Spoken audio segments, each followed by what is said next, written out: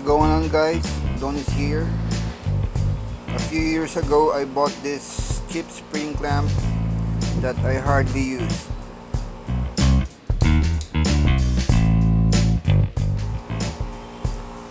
In fact, I don't remember using it with my woodworking projects.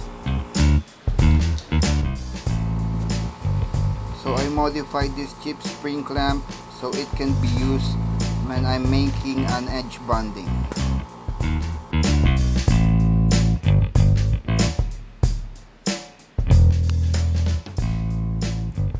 Here I'm just inserting the garter at the back of the jaw.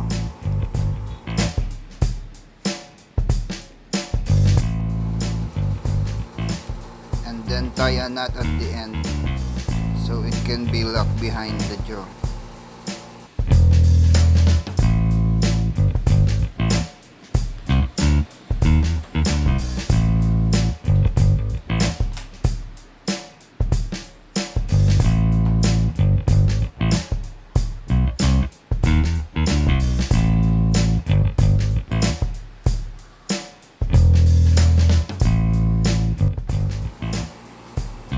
And then just do the same at the other end of the garter.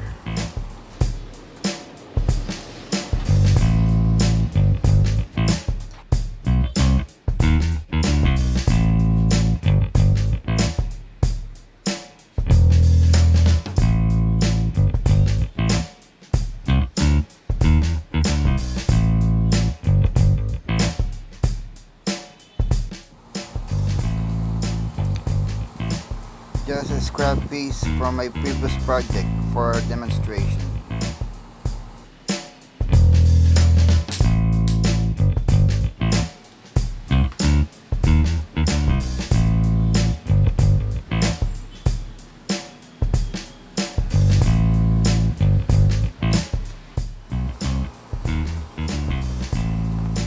It has enough clamping pressure at the edge, and I think it will work pretty well.